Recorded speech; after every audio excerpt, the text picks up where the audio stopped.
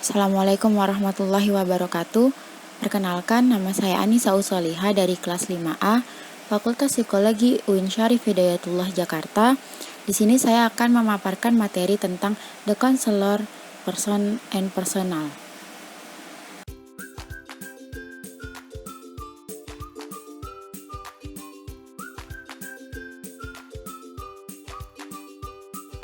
Sebagai seorang konselor, kita harus mampu memahami diri kita sendiri sebelum memahami diri orang lain. Karena ketika kita sudah mampu memahami diri kita sendiri, itu akan mempermudah nantinya untuk memahami orang lain. Nah, konselor pun dituntut untuk memahami beberapa teori seperti teori personalitas, psikoterapi, teknik diagnostik dan intervensi, serta belajar tentang dinamika perilaku manusia. Konselor dituntut untuk menghadirkan pribadi yang berkualitas dan pengalaman yang berpengaruh dalam kehidupannya, dan juga harus mampu memberikan contoh tentang diri kita dan bagaimana kita mampu mengambil keputusan dalam kehidupan kita sehari-hari. Lalu, konselor sebagai seorang terapis. Proses konseling merupakan sebuah bentuk pembelajaran yang intim dan menuntut seorang praktisi yang bersedia menjadi orang yang otentik dalam hubungan terapeutik. Dalam konteks hubungan antara individu, demikianlah seorang klien mengalami pertumbuhan melalui konseling. Psikoterapis berhubungan langsung dengan kemampuannya untuk membangun dan memelihara hubungan terapi yang efektif dengan klien.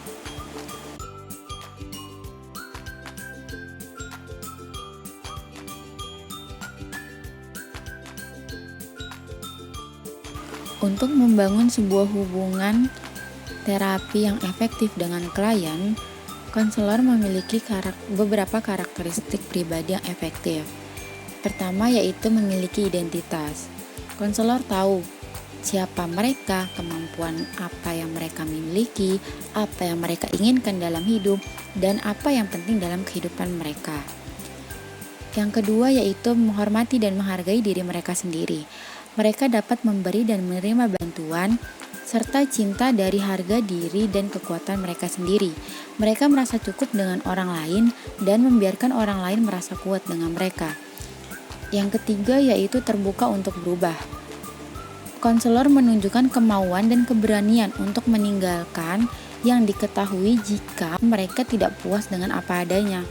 Mereka membuat keputusan tentang bagaimana mereka ingin berubah dan mereka berusaha menjadi orang yang mereka inginkan. Yang keempat yaitu membuat pilihan yang berorientasi pada kehidupan. Konselor sadar akan keputusan awal yang mereka buat tentang diri mereka sendiri, orang lain, dan dunia. Mereka bukan korban dari keputusan awal ini dan mereka bersedia merevisinya jika perlu. Mereka berkomitmen untuk hidup sepenuhnya daripada menetap hanya dengan keberadaan. Yang kelima yaitu otentik, tulus, dan jujur. Konselor tidak bersembunyi di balik peran. Siapa mereka dalam kehidupan pribadi dan pekerjaan profesional mereka adalah sama.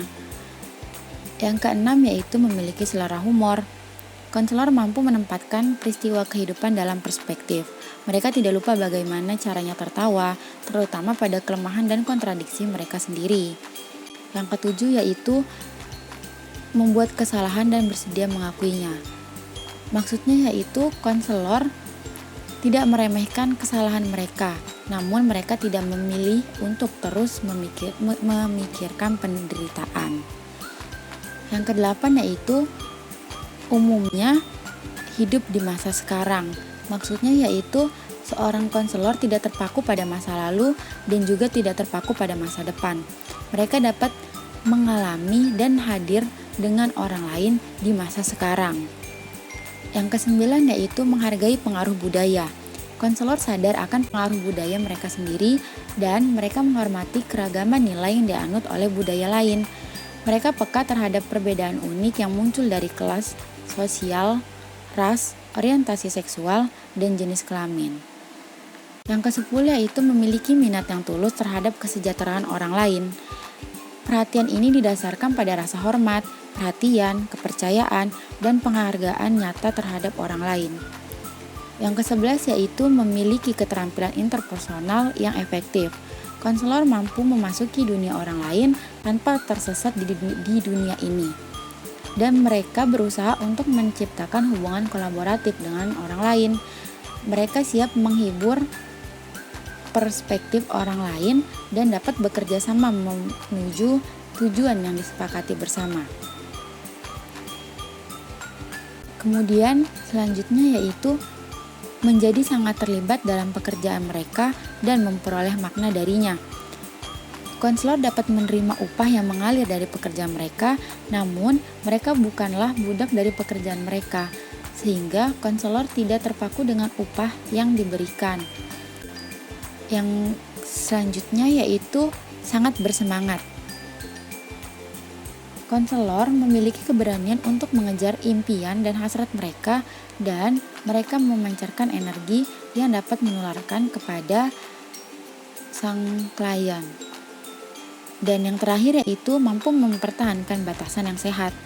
Meskipun mereka berusaha untuk hadir sepenuhnya untuk klien mereka tidak membawa masalah klien mereka kemana-mana selama di jam-jam senggangnya. Mereka tahu bagaimana mengatakan tidak, yang memungkinkan mereka menjaga keseimbangan dalam kehidupan mereka.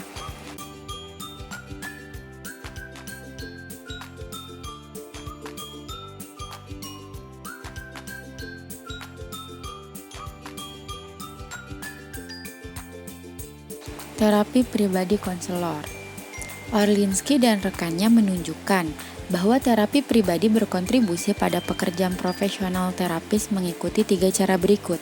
Yang pertama, sebagai bagian dari pelatihan terapis. Yang kedua, pengalaman bermanfaat dalam terapi pribadi meningkatkan interaksi. Dan yang terakhir, sukses perterapisional dapat berkontribusi pada kemampuan terapis untuk menangani stres yang sedang berlangsung terkait dengan pekerjaan klinis. Dengan berpartisipasi dalam terapi pribadi, konselor dapat mencegah potensi transferensi masa depan mereka dari merugikan klien.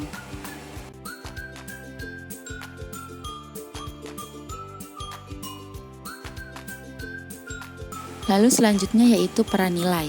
Nilai-nilai pribadi mempengaruhi cara kita memandang konseling dan cara kita berinteraksi dengan klien, termasuk cara kita melakukan penilaian terhadap klien, pandangan kita terhadap tujuan konseling, intervensi yang kita pilih, topik yang kita pilih untuk diskusi dalam sesi konseling, bagaimana nantinya kita mengevaluasi kemajuan, dan bagaimana kita menafsirkan situasi kehidupan klien. Lalu peran konselor yaitu untuk menciptakan situasi di mana klien dapat memeriksa pikiran, perasaan, dan tindakan mereka serta membantu mereka untuk mencapai solusi dari diri mereka sendiri untuk masalah yang dihadapi. Konselor mungkin tidak setuju dengan nilai-nilai tertentu yang dimiliki oleh klien, akan tetapi konselor tetap harus menghormati hak mereka untuk memegang nilai yang mereka miliki. Mengelola nilai-nilai pribadi konselor agar tidak mencemari proses konseling disebut dengan bracketing.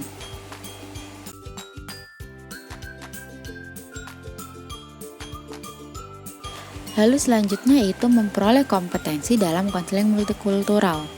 Terdapat 3 cara untuk memperoleh kompetensi ini. Yang pertama, keyakinan dan sikap.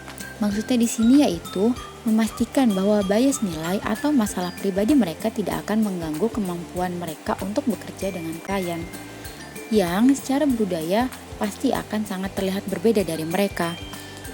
Lalu yang kedua yaitu pengetahuan. Konselor yang efektif secara budaya memiliki pengetahuan tertentu. Dan yang terakhir yaitu strategi keterampilan dan intervensi. Konselor yang efektif telah memperoleh kepastian, keterampilan dalam bekerja dengan populasi yang beragam budayanya.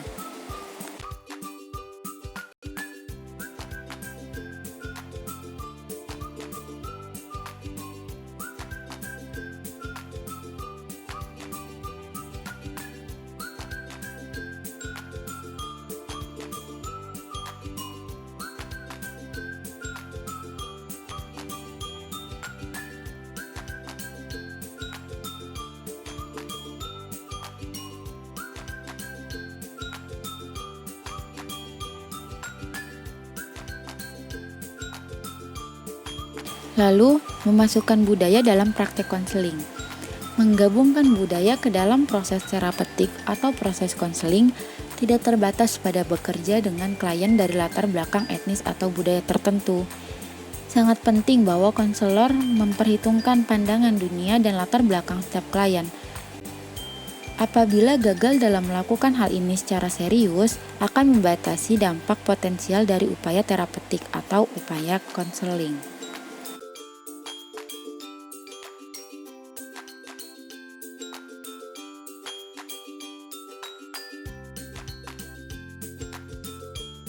Nah, biasanya ketika proses terapi sedang berlangsung, konselor akan dihadapi oleh beberapa masalah, termasuk pada konselor pemula, karena konselor pemula ini ditantang untuk mengintegrasikan dan menerapkan apa yang telah ia pelajari sebelumnya.